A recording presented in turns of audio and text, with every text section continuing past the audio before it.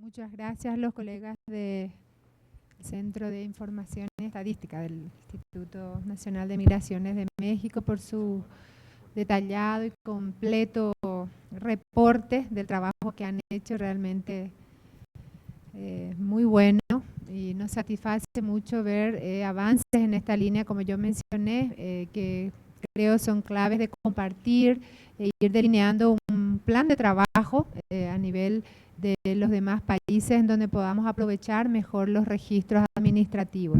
Yo voy a dar ahora el espacio para que los compañeros, las compañeras también den sus comentarios, consultas a las exposiciones de Ernesto y Salvador. Entonces está dada la palabra. Creo que Byron pidió la palabra.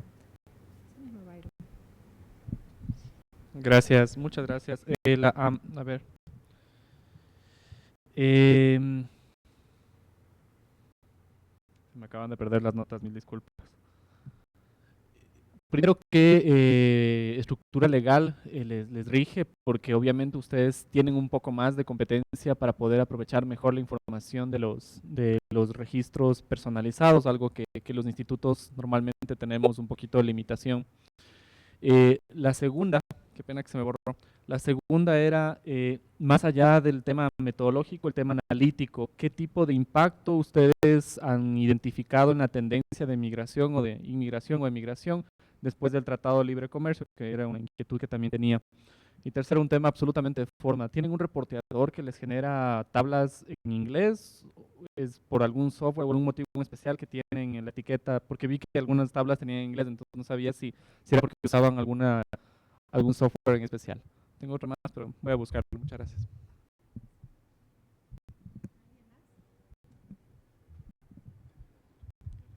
Sí, Juan Enrique.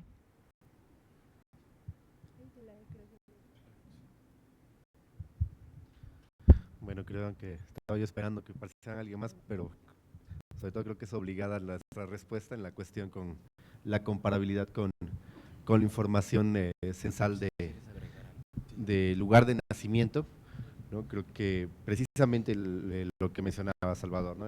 en la presentación, hay diferencias fuertes en la cuestión conceptual y en lo que ustedes están midiendo en la cuestión de la cuantificación de extranjeros.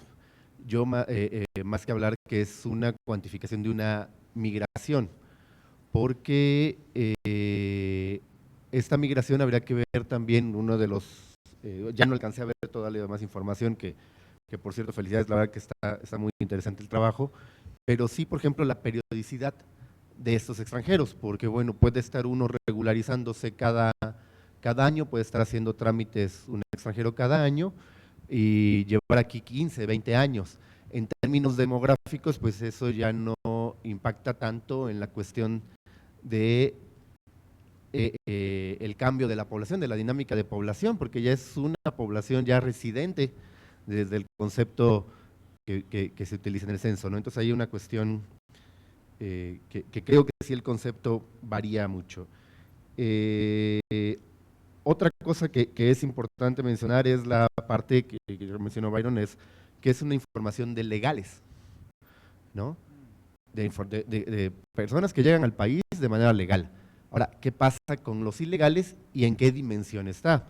En la parte del mapa es claro que se concentra principalmente en zonas metropolitanas, en zonas turísticas, pero por ejemplo llama la atención que Chiapas, con la cercanía de Guatemala, de Belice, no pinte, no haya ninguna situación, cuando sabemos históricamente por diferentes trabajos sociales que hay una mano de obra guatemalteca, principalmente en cuestiones agrícolas, y ahorita se está diversificando a servicios, ¿no?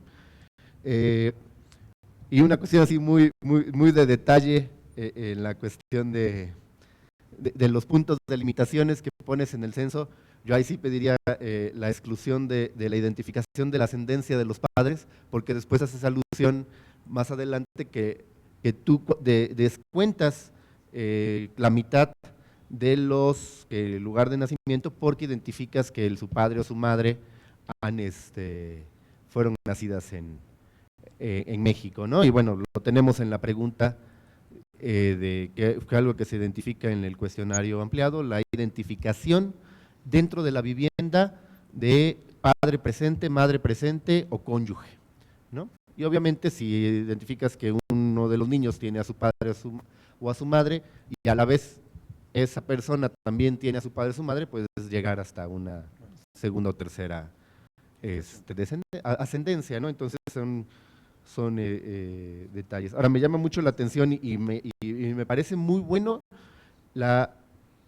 cómo se acerca para países como España, Argentina, Colombia, Venezuela, Honduras, Canadá y el resto, están ahí pegaditos, ¿no? O sea, precisamente como ustedes bien lo mencionan, hay una cuestión de la concepción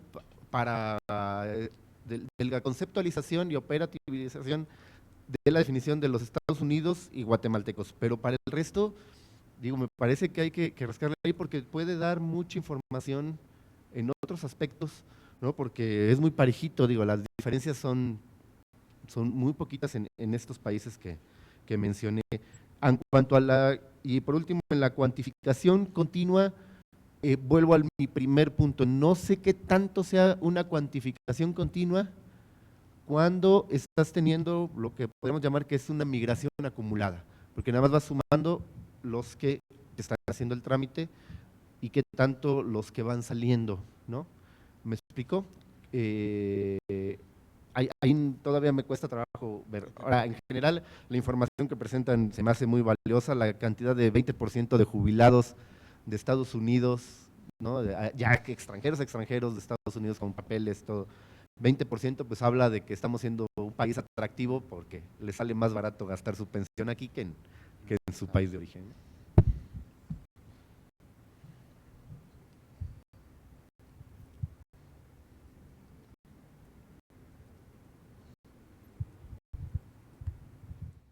Yo quería hacerle una consulta también a los colegas respecto al, digamos, al arreglo institucional que ustedes tienen y las competencias, porque veo que es un centro, tienen un centro de estudios migratorios al interior del instituto.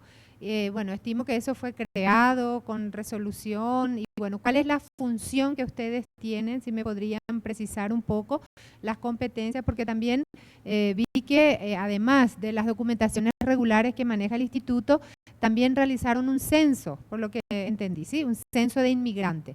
Bueno, si ese censo, a ver, ¿cómo fue la metodología, digamos? Y si tiene supongo que habrá sido por registro también, ¿verdad?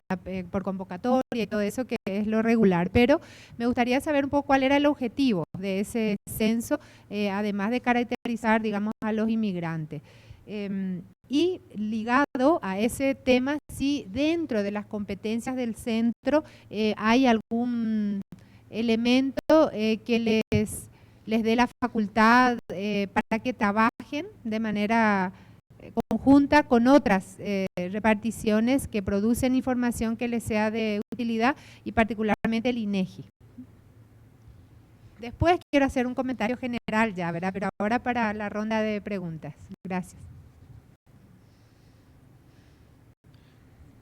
Si quieres tú primero, la parte. Sí.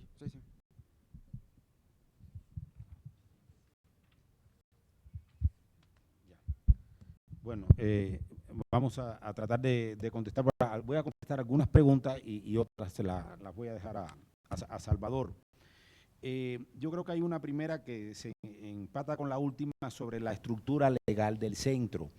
Esto es un centro de estudios que existe prácticamente desde la misma época en que se crea el Instituto Nacional de Migración, que antes era una dependencia como del Ministerio del Interior, para hablar más en los términos del resto de los países, que aquí se llama Secretaría de Gobernación, y se crea este centro como parte, con una finalidad sobre todo de poder proveer información de análisis, estadística, de todo tipo para la fundamentación de políticas migratorias. Por eso es el interés tan específico que se tiene hacia el conocimiento lo mejor posible, lo más detallado posible de los movimientos, no viendo la inmigración como un todo, sino particularmente la inmigración de extranjeros, la residencia de extranjeros, todo lo que tiene que ver con movimiento, aunque no es exclusivo extranjero, también tenemos que ver con toda una serie de cuestiones que incluirían a los mexicanos. Pero las competencias del centro en esa medida hoy están en ese sentido de proveer fundamentos conceptuales, fundamentos metodológicos y fundamentos estadísticos para la toma de decisiones en la política, en la gestión migratoria. En esa medida el centro tiene una gran dirección de estadísticas donde se procesan esencialmente los registros derivados de la gestión administrativa, estadística. Pero se trabajan primero con todo, o sea, se conceptualizan, lo que hicimos, aquello que había anteriormente, para que entiendan, como parte de la norma, diríamos, común de cualquier autoridad administrativa, hace 2 o 3 años, esa parte no era del centro, eso era otra cosa, se le pasó al centro para empatarlo con la parte de investigaciones y con la parte de publicaciones y poder hacer una reestructuración de la generación y de la publicación de la estadística, que es lo que ocurrió en los últimos años. Antes eso eran números que se pegaban automáticamente de acuerdo a la gestión. Lo que ocurre hoy no es eso. Ocurre todo, primero, una reconceptualización de las categorías e incluso de los software, de la captura de información y después de cómo se publica, ¿no? Ya de una manera más digerida en sentido de estadística migratoria. Y hay otra estadística que es interna de cuestiones administrativas que no la publicamos. Entonces esas son las competencias, no hay ningún problema, o sea, trabajamos con universidades, con el resto de las entidades, con el INEGI. De hecho, estamos ahí en un proyecto de una encuesta específica, concretamente para personas nacidas en el exterior. Llevamos ahí unos meses trabajando en eso, a ver si la podemos aplicar. O sea, sí existe todo este tipo de colaboración y de convenio con las otras áreas competentes. Sí. El centro funciona desde el año 98, aunque realmente con esta dimensión que tiene de tener un impacto más fuerte en publicación de investigaciones en un área editorial que tenemos, tanto de estadística como de trabajos de análisis, tendría más fuerza desde el 2004, aproximadamente en los últimos 7, 8 años más fuerza. Y en la parte de estadística realmente llevamos, ¿cuánto? 3 años, ¿no? 3, 4 años llevamos con la parte de estadística que antes no era nuestra, y no las agregaron. Y es lo que hace, claro, que hemos reconstruido series hacia atrás según se pueda y otras series, como va, todo esto está prácticamente en internet. Hay otras series que van a ver que son mucho más cortas, prácticamente comienzan en el año 2007, año 2008, son series más cortas desde que reacomodamos todo esto. Y otros datos que sí lo logramos reconstruir, pues hay series hasta de mucho más, de 15, 20, 30 años hacia atrás, ¿no? Eso es lo que hace. Lo del software en inglés, realmente nada, esto fue un problema operativo, no hay ningún software en inglés, todo lo procesamos con nuestro sistema, pero es parte de los reportes que hacemos a OCDE, que son en inglés, y como no tenía tiempo de ponerme a traducir, los tomé y los pegué ahí. No es un software en particular, es una construcción de lo que hacemos normalmente con nuestros datos, reagrupado de esa manera. O sea, de esa forma no lo van a encontrar en Internet. En Internet está un poco más alineado con la ley mexicana, en la forma en que están puestas las categorías. Este ya está como reprocesado en función de las demandas de OCDE, de Naciones Unidas, que nos dan otros parámetros, entonces reacomodas, como tenemos base de datos de uno por uno de los individuos, puedes reclasificar a la persona en términos de la característica migratoria.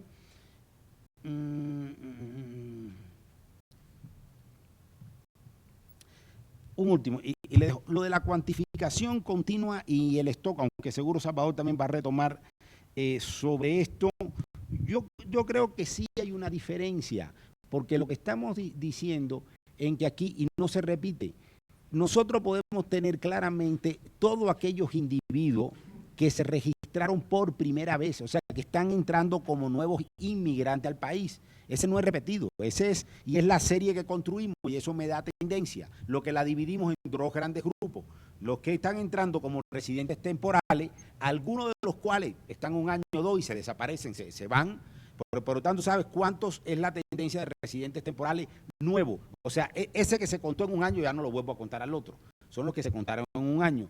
Y después con los permanentes hacemos lo mismo. Claro, algunos de esos residentes temporales se transformaron en permanentes. Entonces son como dos series independientes que no son sumables en el sentido del flujo. En el sentido del flujo no son sumables. Ahora, en el sentido del stock es otra cosa.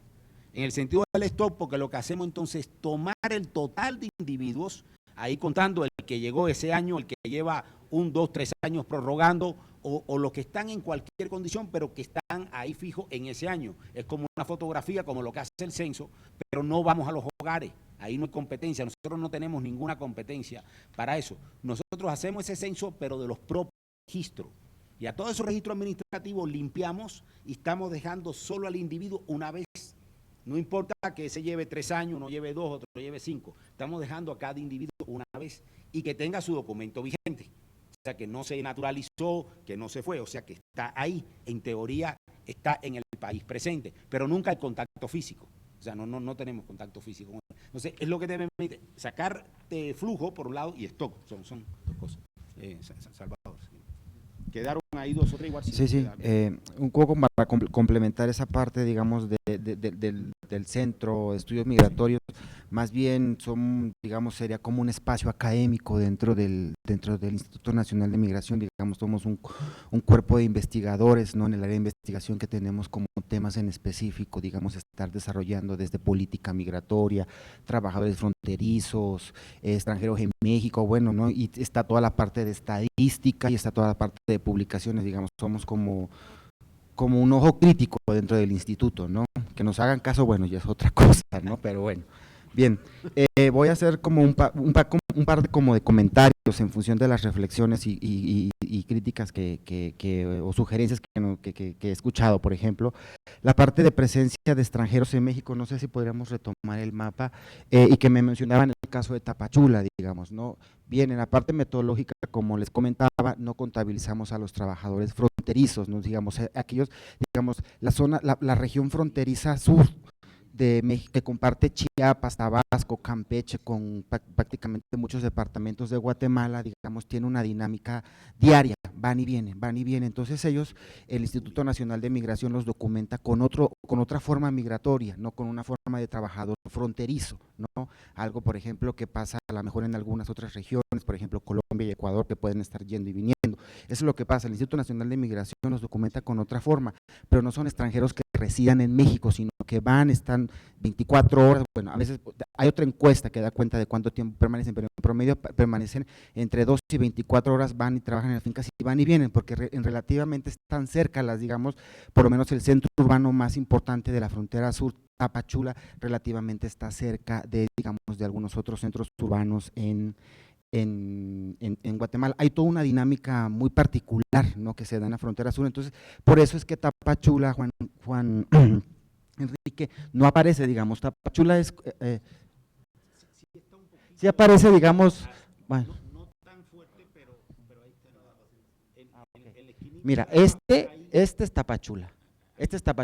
Lo que tenemos aquí en toda esta parte, digamos, esta parte importante y un poco aquí es, digamos, esa vida transfronteriza que nos ocurre también acá arriba con mexicanos, que van mexicanos y a San Diego, de Tijuana van a San Diego, de Calexico a Mexicali, o sea, van y vienen, trabajan todos los días por la cercanía y por la comunicación que hay entre esas comunidades. Por eso es que no aparecen, porque son trabajadores fronterizos, los documentamos de manera distinta y metodológicamente no los consideramos, pero estamos hablando de un flujo, tú lo tienes más claro de cuántos documentamos. Entre documentados e indocumentados, que también llegan en esos trabajadores entre 50 a 60 mil. 50 a 60 mil anuales, pero lo importante es que no residen en México, son fronterizos, o sea, realmente van, vienen, entonces por eso no los contamos, porque no viven en México, viven del lado de Guatemala.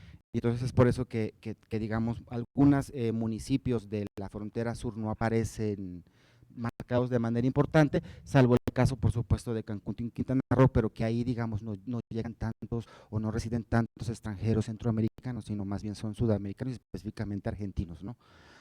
Bien, las limitaciones de los registros administrativos y por ende de nuestro censo, por ejemplo, sí, por supuesto, las veces que lo hemos presentado en un par de foros académicos nos hablan de que no damos cuenta de la inmigración indocumentada, pero porque siempre en México pensamos de ese volumen, siempre nuestro primer referente de migración es los mexicanos en Estados Unidos. Pensamos, así como son del numeroso, el número de mexicanos indocumentados en Estados Unidos, así deben de ser en México, y lo que nosotros, la hipótesis que tenemos es que no son tantos migrantes indocumentados residiendo. Los de tránsito es otra discusión.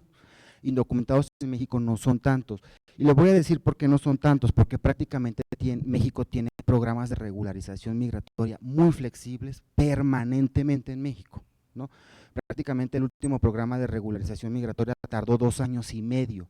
¿Y cuánto se regula? Y es muy flexible, ¿no? Prácticamente con comprobar año de entrada, cumplir con unos requisitos relativamente muy sencillos, te puedes obtener un documento migratorio. Es relativamente muy sencillo, ¿no? Y estaríamos hablando que en el último programa de regularización migratoria se registraron 10,000 extranjeros.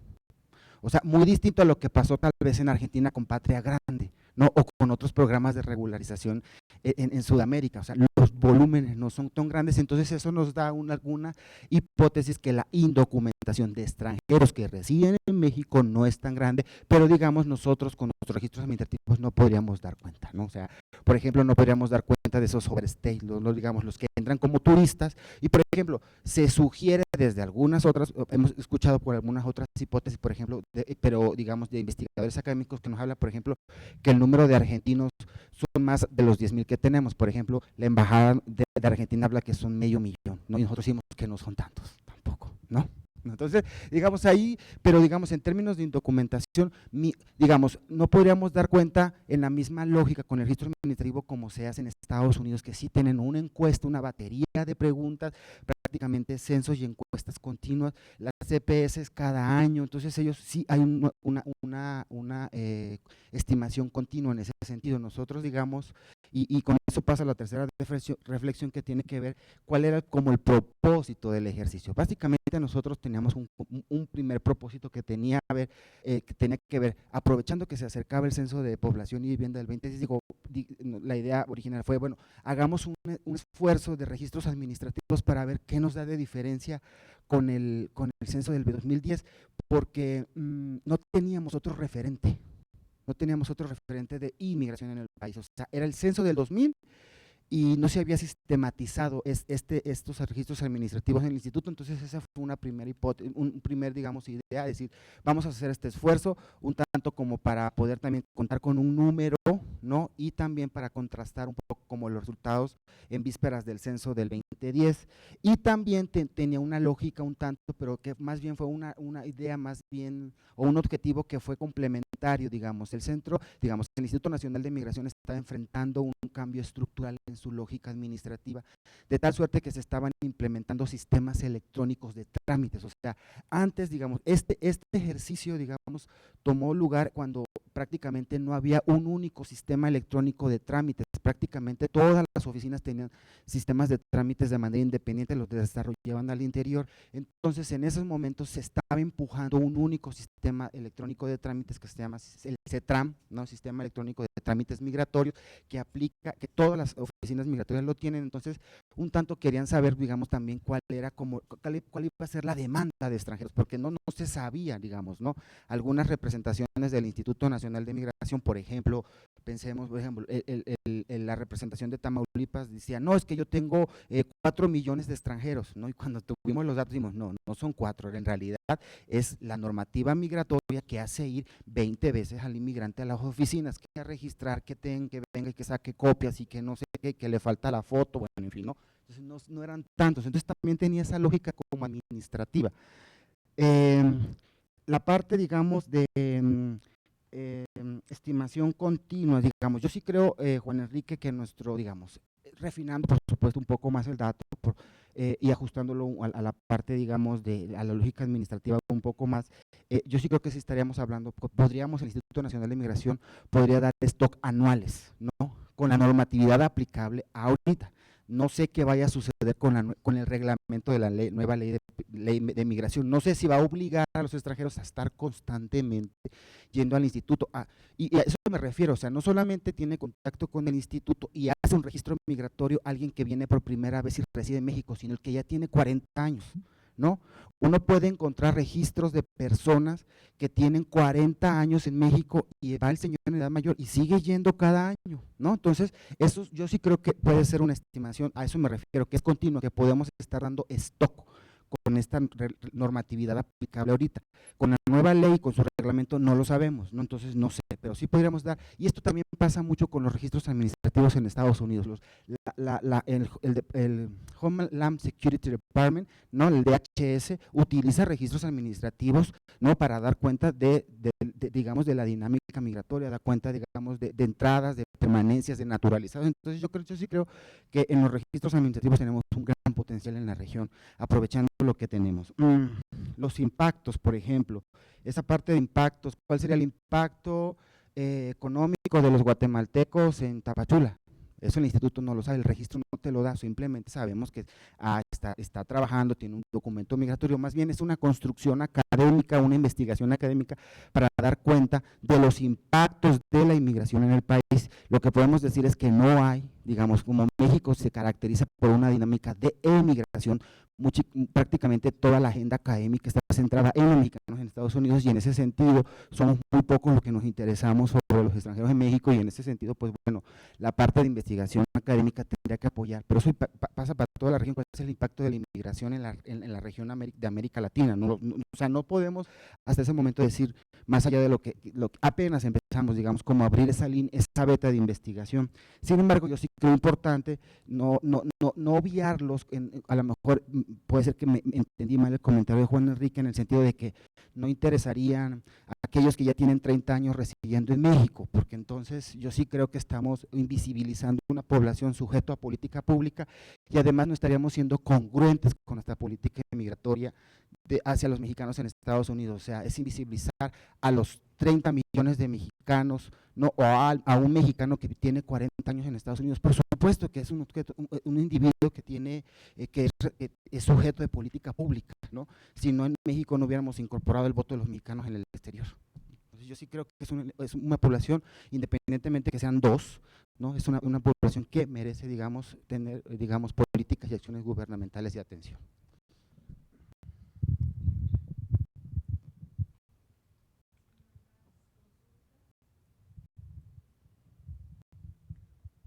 Un comentario que yo quería hacer, abonando en cierta medida lo que acaba de mencionar Salvador en su exposición, y que no solo toca a la temática de inmigración, sino a la temática migratoria en general, y que algo comenté ayer, era esta suerte de sobredimensión de la problemática o de la temática migratoria. Y yo creo que cada uno de nuestros países, en cierta manera, adolecen de este mal, diría yo. ¿Por qué?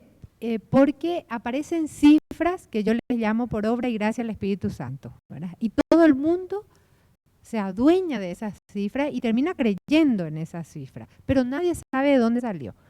Entonces, muchas veces se utilizan lamentablemente con fines políticos, porque sabemos que este es un tema de enormes implicancias políticas, y por eso es que yo creo que nosotros los técnicos tenemos una enorme responsabilidad. Los técnicos tenemos la responsabilidad de acercar a nuestros tomadores de decisiones de la manera más correcta, fidedigna y confiablemente posible la información, ¿verdad?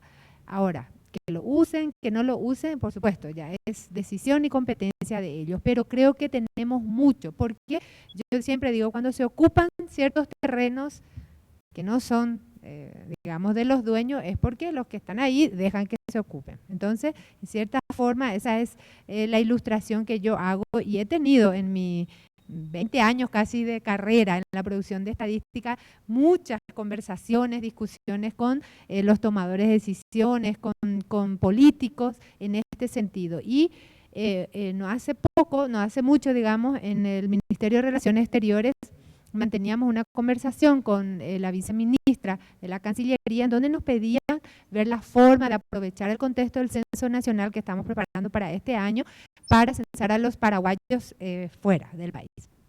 Y bueno, entonces cuando nosotros le empezamos a expresar lo que implica un relevamiento de ese tipo en términos de recursos financieros, humanos, de tiempo, por supuesto, ahí se bajan un poco ya los decibeles, ¿verdad? Pero sobre todo cuando la conversación era sobre los paraguayos en Estados Unidos.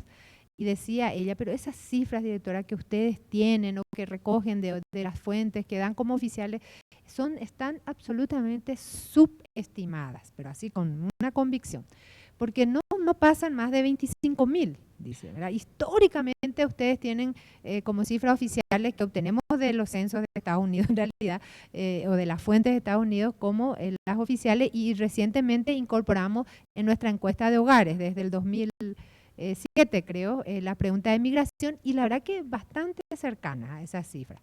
Entonces, ¿y cuántos son, viceministra? Le dije yo. Según la fuente que ustedes manejan, ¿cuántos son? Cerca de 80.000, me dice, ¿verdad? Y todas las informaciones cerca de 80.000.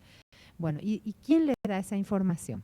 Y son los paraguayos asociados residentes en Estados Unidos. Dice, ellos hacen relevamientos de información, ellos recogen. Bueno, perfecto. Ahora yo no puedo opinar sobre esa cifra hasta tanto hacer una evaluación técnica de la metodología que ellos están utilizando para hacer esos registros, le decía. Entonces, y le voy a ilustrar nomás, cuando yo hablo de metodología, porque esos pues son los temas técnicos que ellos ya no manejan. ¿Qué seguridad yo tengo que una asociación que está en Nueva York no haya registrado a los mismos paraguayos que están en Miami y que el de Miami también registró?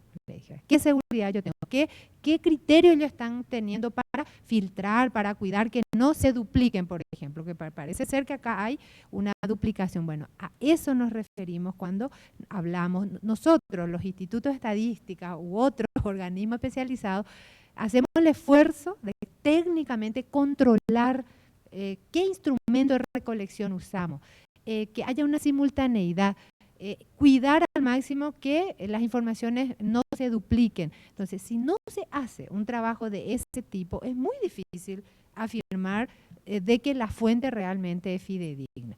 Ay, sí, cierto, la verdad que tenés razón, me dice, nosotros nos mandan de distintos lugares y nosotros sumamos. Me dice, encima ellos eran los que sumaban, ni siquiera había una única cifra que venía de Estados Unidos. Bueno, a eso nos referimos con tratamiento estadístico y es el aporte de los técnicos, ¿verdad? Y ahora, ¿cómo manejamos esa parte? Y lo mismo tenemos con los brasileños en Paraguay. Ahí hay, según todas las fuentes, 500.000, ¿verdad? O 400.000 como mínimo. Nuestros censos históricamente dan cuenta de un máximo de 125.000. Ahora, hijos de, porque ya hay una tercera y cuarta generación, la verdad que ahí se acerca a los 350.000, que de hecho por la política de consanguineidad es probable que los brasileños que reportan también sus datos los consideren como tal. Perfecto, y nosotros sacando nuestra estadística cuadran, ¿verdad? Ahora bien, a lo que voy es, con toda esta exposición de motivos, un poco este llamado, digamos, que yo hago a los técnicos. Estamos hoy sentados los de Instituto de Estadística en su mayoría, pero también los colegas que vienen de los registros. Yo también coincido y abono esa propuesta de trabajar con lo que hay, ¿verdad? Cuando yo hice la pregunta de los arreglos institucionales y cuando ustedes hablan de voluntad política, porque esa es como la caja negra, ¿verdad? Cuando no hay algo es la voluntad política, ¿verdad? Pero hay mucho que nosotros podemos hacer, aún sin voluntad política. Y me refiero a nosotros mismos, que estamos aquí sentados, ¿verdad? Y yo tengo la experiencia en Paraguay, porque bueno, hasta que el ministro, el director general de Migración entiendan de que esto hay que crear un área, gente, dinero, esto es dinero, es inversión, ¿verdad? Y eso pasa con todos los registros. Y yo siempre afirmo, en mi país por lo menos, que el problema es que no hay datos, dicen. No, yo creo que hay muchos datos, solo que esos datos no están dispuestos para ser usados con fines estadísticos. Ese es el esfuerzo. Y veo con mucha preocupación cuando ministros de turno, viceministros, directores y autoridades normativas invierten enormes recursos en plataformas informáticas. Que está muy bien, eso es una condición necesaria, pero no es suficiente. Hay que recolectar primero los datos. Entonces se quedan ahí todos entusiasmados, digo yo, con los sistemas de información, que hago clic y tengo esto, hago clic y tengo lo otro. Pero si no tenés los datos que alimenten y que hay que trabajarlo duro, ¿verdad? Realmente no sale. Y ahí es donde voy justamente en este tema del aprovechamiento de los registros. ¿Por qué? Porque para mí, es mi visión de estos años en este tema, ese es el futuro de las estadísticas, ¿verdad? Cada vez más vamos a tener que ir aprovechando lo que está a la mano, porque hacer investigación estadística cuesta muchísimo, dinero, esfuerzo y también está el tema de la oportunidad. Cuando nosotros recibimos permanentemente pedidos de datos, nos piden agregar más y más preguntas a encuestas o más y más preguntas a censo porque no está funcionando el registro de migración, el registro civil, el registro del trabajo, etcétera, etcétera, etcétera. Entonces, ahí es donde justamente yo, como decía, soy una convencida del aprovechamiento de los registros y acá tenemos una oportunidad política muy importante porque estos son temas de altísimo interés político. Entonces, ahí es donde tenemos que hacer este puente y aprovechar el interés político para ir mejorando cada vez más y sobre todo complementando. Para nosotros, o sea, yo veo, no sé, muy satisfecha ese cuadro que ustedes hicieron fuera de lo de Estados Unidos, que ahí tienen que sentarse ustedes, analizar y seguro van a encontrar las justificaciones porque de que las hay, ¿verdad? Pero esa coincidencia que decía Juan Enrique, yo me quedo, no sé, el censo está perfecto, el registro de ustedes está súper bien, ¿verdad? Porque son fuentes totalmente distintas y entonces ahí es donde viene la importancia de los registros porque sirven para nosotros, ¿verdad? De los institutos. Los registros son formas de control de calidad de nuestra información, ¿verdad? Y por eso tenemos que estar tan interesados también en que estén bien esos registros, ¿verdad? Bueno, esto es un poco así en términos muy generales y quería aprovechar y agradecerles nuevamente. Y bueno, estamos ya prácticamente cerrando nuestro taller. Yo quisiera, digamos, en esta última parte que nos queda hacer algunos comentarios finales, también darle un poco la palabra a Jorge Rodríguez, nuestro compañero del CELADE, que ha estado realmente muy activo, haciendo comentarios, consultas y dada su experiencia y su visión también muy global de este tema, querría pedirle un poco algunas apreciaciones muy generales, Jorge, que tenga sobre lo que hemos discutido acá y ver también qué elementos nosotros podemos ir sacando con mira a dejarlo como parte de algunas suerte de recomendaciones de cómo avanzar en esta línea en el marco del Grupo Censos de la CEA. Adelante, Jorge. Sí, gracias, Zulma. Solo me atrevería a hacer apreciaciones de naturaleza muy genérica porque creo que la discusión que se sostuvo, los debates, los intercambios, las presentaciones, desde luego, que se hicieron durante estos 2 días, fueron bastante provechosas, en gran medida porque la organización del evento la dirigió en una dirección desde el principio, es decir, la idea de dar unos términos de referencia a todos los participantes, dentro de los cuales me incluyo, y tratando de acotar los espacios de discusión y de identificar aquellos aspectos a resaltar en las ponencias, creo que es un plus que debiera ser rescatado para futuros eventos. Toda vez que hay un evento de esta naturaleza, la única manera de sacarle el máximo de provecho es que la organización desde el primer momento dirija a los participantes en una cierta dirección y así evitar una dispersión que al final hace que estos encuentros puedan terminar, porque hay ocasiones en que terminan en simples ponencias que no tienen eco, o no tienen consecuencias o no generan intercambios. Entonces, un primer elemento a considerar como valioso es que para que esto tenga sentido tiene que partir enfilado y enfocado hacia lo que esperamos como producto. Entonces, felicitaciones a los que estuvieron detrás de ese esfuerzo sistemático por orientar a los participantes. Con todo, partiendo de eso, yo ya me dije que yo estoy aquí justamente más bien para hacer una función crítica y me incluyo y autocrítica también. Creo que todavía nos falta más a este grupo, pero es válido para todos los grupos que la CEA reúne y que ya se conocen, que son caras conocidas y por lo tanto no debiera haber ningún temor, ni riesgo, ni ser tímido, ni creer de que va a haber malas intenciones o que va a haber algún tipo de no sé, interés oculto. Debieran ser muchas más las críticas que se hacen, debieran, o más que las críticas, más los comentarios, y no debiéramos tener ningún miedo en exponer justamente aquello que nos aqueja. No tiene mucho sentido venir acá a vanagloriarse las cosas que hacemos bien.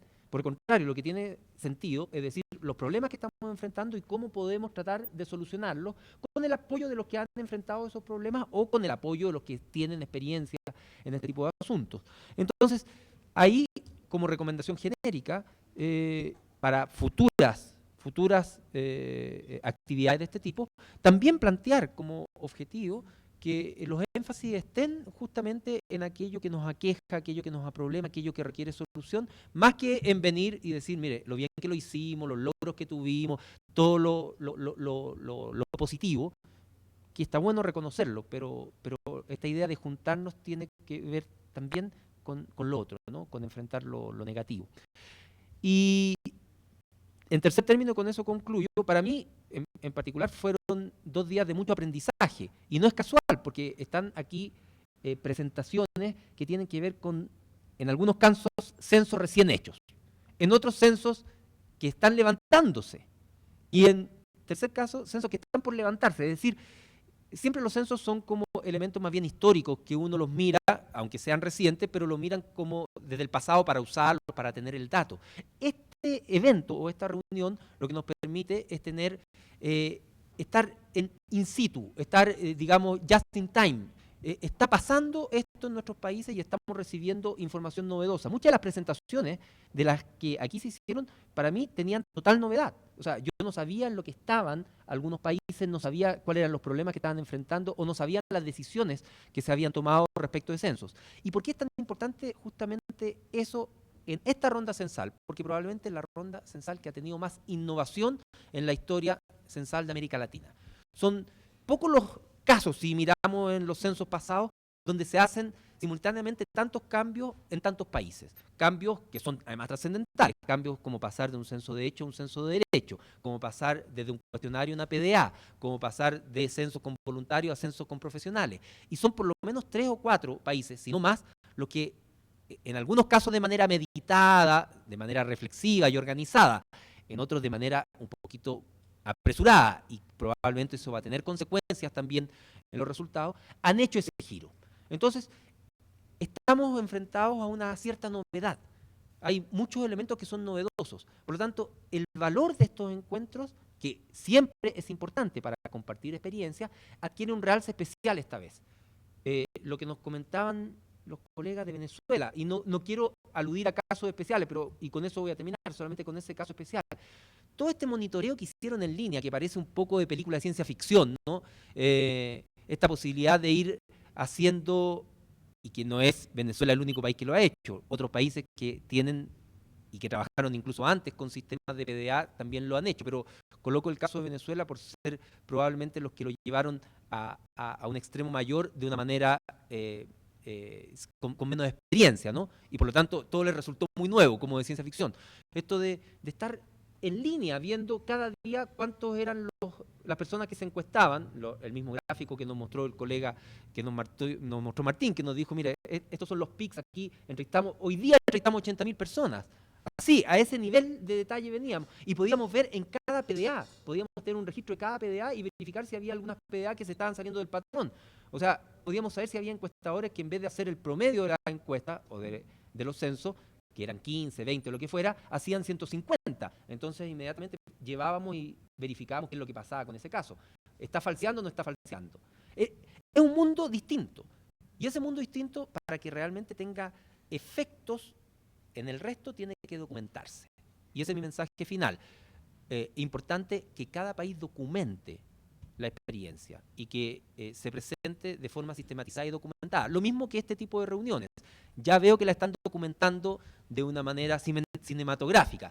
También debiera ser, no sé a quién le va a caer esta tarea, pero también debiera quedar documentado en términos de un texto. O sea, que las principales lecciones, probablemente no un un informe, una relatoría con todo el grado de detalle que supone eso, pero sí algún informe con las principales lecciones o las principales sugerencias o debates que se sostuvieron aquí, sería importante porque eso hace que al final participe mucha más gente de la que está aquí presente. Una vez que tenemos un informe que está escrito, lo distribuimos y hacemos partícipes a todos aquellos que no pudieron asistir de lo que nosotros debatimos y nos hacemos también responsables de nuestros debates. Entonces, es muy importante ir formalizando a la CEA en ese sentido. No en términos de que se burocratice, sino en términos de que documente y luego comparta esa documentación con todos los que no pueden estar físicamente aquí, pero que están interesados en lo que estamos discutiendo aquí.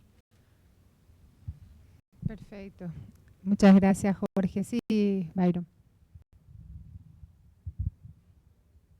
Gracias. Quería aprovechar para hacer unos breves comentarios y también agradecerles por la cantidad de información que para Ecuador también es muy relevante tomar en cuenta el estado de situación y también lo que debemos proyectar como región a futuro. A modo de sugerencia un poco para que se trate de fomentar a nivel internacional, creo que hay que enfatizar 3 elementos claves. El primero, el hecho de que independientemente del estado de situación del censo, como tú bien lo mencionas, Jorge, hay que promover que se planifique, se ejecute y se diseñe un análisis de información censal para migración mucho más estructural. Porque es tan delicada esta información que no es cuestión, y eso lo digo ahora sí por experiencia propia, no es cuestión de recibir la base de datos y ese rato hacer cruces, es un tema de planificación de años. Entonces, para los países que están planificando, para los que están ejecutando y los que hemos ejecutado, en cualquier momento es importante pensar en ese análisis y es un análisis que voy más allá de simplemente coger la información de cada país. Creo que el reto más importante que tenemos es el de integrar esa información para poder tener una noción muy clara de la migración a nivel latinoamericano, aunque sea, porque todos sabemos los grandes vacíos y las grandes ausencias que tenemos cuando existen preguntas muy lógicas para cualquier político. Y en eso, en el mejor de los sentidos, yo discrepo con Zulma, en el sentido de que nosotros tenemos la responsabilidad de responder esas preguntas porque suenan muy sencillas. Nosotros sabemos que son muy complicadas de responderlas y de calcularlas, pero de hecho tenemos que, esa es nuestra labor. Y después de todo, no son imposibles, son complicadas, implican la unificación de información de muchos países, pero tenemos que hacerlo. No creo que debemos desentendernos de esas respuestas y creo que ahora que todos estamos en una u otra medida ejecutando censos, podemos planificar en el seno de la CEA o de cualquier otra instancia también la unión de esa información para poder responder a preguntas que son muy predecibles en cualquiera de nuestros países. En el segundo ámbito de este primer punto, el tema de fomentar el análisis de la información geoestadística. Eso yo sí sugeriría de la forma más respetuosa que se busque cualquier mecanismo posible para compartir, difundir y también de nuevo integrar la información de muchos países y mostrarla geoestadísticamente. Por supuesto, teniendo los reparos, como claramente lo dije, entre la información cuando uno concluye, una cosa es correlación y otra causalidad, pero la información geoestadística es muy didáctica y eso permite traspasar varios segmentos de uso de información. El segundo reto que creo también debemos derivar es un tema también político, porque en el buen sentido de la palabra, no politiquero, sino político, el tema de migración creo que ya es demasiado obvio para todos nuestros países, va más allá de un conteo de personas. Hay una iniciativa absolutamente concreta, desde mi punto de vista personal, ventajosamente para abrir fronteras y para tener una mayor libertad de movilidad de personas. Eso no significa que necesitamos solamente contarlas, sino yo creo que el esfuerzo debe ir al tema de la caracterización de su situación socioeconómica, los elementos de integración y de cohesión social sobre cualquier migrante que recibamos o que también nosotros enviemos como países. Entonces, el reto no creo que deba quedarse en cuantificar, sino en caracterizarlos para saber en qué condiciones los podemos integrar de mejor forma a nuestras sociedades, porque todos sabemos, y no es una especulación, confirmar que en muchos de los casos la pasan muy mal los migrantes, y esa sí es un área importantísima de intervención de política pública. En este sentido, me llama mucho mucho la atención, agradezco mucho, de hecho, la oportunidad. Me parece muy inteligente haber invitado a la Oficina de Migración de México, porque creo que es algo que nosotros debemos repensar como sistemas estadísticos. Más allá de institutos estadísticos, el sistema estadístico debe repensar esta necesidad de depender mucho de operativos tan logísticamente estresantes como un censo de población. Por supuesto que son necesarios, pero son tan lejanos, son tan difíciles de hacer, son tan complejos, que creo que necesitamos repensar que en el interín, y ojalá todo el tiempo se integre esta información, se haga un solo paquete y la vayamos depurando para responder a las preguntas. Lo peor que le podemos decir a nuestros usuarios, pues sean políticos o no, es decirles, espéreme 10 años más para volverle a decir qué pasa. Entonces creo que un reto fundamental es el de integrar bases de información y de evolucionar hacia registros administrativos. Eso yo sé que hay cierta resistencia, inclusive y respetable, por supuesto, de que muchas personas todavía ejecutemos información demográfica y de migración a partir de fuentes tradicionales como censos, pero creo que el tiempo nos coge y es cuestión ya de tiempo que nosotros reaccionemos de una forma inteligente o no a capturar los registros administrativos como fuentes de información. Y la última cosa que quería sugerir es el hecho de que creo, como sana y respetuosa sugerencia, debemos descentralizar la discusión de modernizar los censos, no solo por tecnificarnos. Creo que tiene que haber una discusión conceptual detrás, porque está muy bien que digamos, bueno, yo ahora hice con escáner, yo ahora hice con lo que sea. Sí, pero, o sea, ¿cuáles son las ventajas conceptuales que están detrás? Porque la tecnología no tiene que ser un fin, tiene que haber una discusión previa de para qué voy a implementar esa tecnología y si esa respuesta de ese para qué me va a servir en términos demográficos. Esa es en realidad nuestra fin, no tener un sistema tecnificado que por supuesto que está muy bien tenerlo, pero lo más importante es que respondamos a las preguntas necesarias de cualquier tomador de decisiones públicas, que creo, y con esto termino, el tema más centrado es en podernos centrar en respuestas muy simples. ¿Qué va a pasar en caso de un escenario hipotético de un boom económico de Latinoamérica si continúa teniendo una perspectiva positiva como la hemos tenido los últimos 5 o 10 años? ¿Qué fenómenos migratorios podemos predecir? ¿Podemos predecirlos? Y también el escenario negro o negativo, por así decirlo. ¿Qué pasa si tenemos una crisis tan fuerte como la que tuvimos, como la que tiene ahora Europa o la que podría mantener Estados Unidos? ¿Qué le va a pasar al fenómeno migratorio? Esas creo que son respuestas analíticas que pueden que sean los institutos, puede que sea lo que sea, pero el sistema estadístico debe responderlas. Entonces, a manera de conclusión y de sugerencia, creo que debemos repensar los conceptos, aplicarlos a una tecnología y obviamente aprovechar la ventaja de la información de toda la región e integrarla, porque el fenómeno migratorio sería absurdo que lo analicemos por país, tenemos que verlo como un conjunto.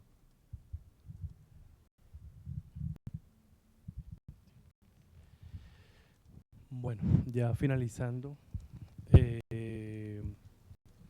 yo comparto mucho la idea de Zulma y de Byron y el poder plasmar la información en sistemas de información geográfico, en mapeo, porque el ciudadano común, el ciudadano a pie es lo que entiende, algo visual, ¿no?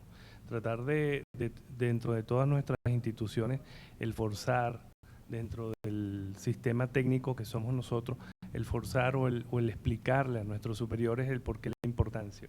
Lo otro que quería hacer una propuesta es que, si bien es cierto, toda esta información de este taller va a estar publicado en una página, pero también podemos hacerlo a lo interno dentro de nuestras instituciones. Oye, mira, el país fue a un taller, a un seminario y presentó esto para que lo van a saber los organismos internacionales, pero a lo interno de nuestras instituciones no se sabe, no se conoce. Entonces, poderlo plasmar. Doy una vez más gracias al INEGI, a Ricardo, a todo el equipo que para nosotros es transparente, que ha estado corriendo para esta realización, a Jorge, a cada uno de ustedes por estar aquí, hacer el esfuerzo, a Zulma por compartir el podio en estos 2 días, maravillosa compañera y persona. Y bueno, seguimos adelante con nuevas propuestas que se han plasmado en el transcurso de este taller con Jorge y con Zulma. Esperemos que se lleven a feliz término antes de que termine el año. Muchísimas gracias. Gracias, Néstor y Byron, sobre todo por los comentarios. También yo creo que ha hecho una síntesis bastante interesante el amigo Byron, también desde su visión de director y complementando los comentarios de Jorge y Néstor. Yo creo que hoy tenemos una oportunidad brillante, como mencionábamos, y este espacio de la conferencia, y que tenemos que aprovecharla positivamente. Tenemos a la red de transmisión del conocimiento, que es el instrumento que la CEA ha trabajado y viene trabajando, con lo cual tenemos que usar ese instrumento. Por supuesto, ahí van a estar depositadas todas las conclusiones de nuestro trabajo. Yo, de hecho, ya le comprometo luego acá al coordinador del grupo Censos de la CEA, que junto con el apoyo logístico del INEGI en la sistematización de estos datos, recogiendo un poco la recomendación también que nos hace Jorge, de documentar y plasmar en un resumen, ¿verdad?, aquellos aspectos más relevantes que hemos discutido. Sin más, yo solo quiero sumarme también a los agradecimientos de Néstor, a todos, a cada uno de ustedes, y muy especialmente a nuestros anfitriones, los hermanos mexicanos, que como siempre nos hacen sentir mejor que en nuestra casa, ¿verdad? Yo creo que esa es una cualidad que valoramos altamente, y aprovecho, Ricardo, que estás aquí a mi derecha, para hacerte llegar nuestro sincero agradecimiento por la organización. Como dije al inicio, no ha sido fácil, pero creo que realmente valió la pena el esfuerzo, y a través tuyo, a tu equipo, Fidela y todos los que han hecho posible que estemos aquí y tan bien tratados, y sobre todo nos vamos con muchos nuevos conocimientos y muchos nuevos desafíos. Muchísimas gracias, y a todos un feliz retorno también a casa. Muchas gracias.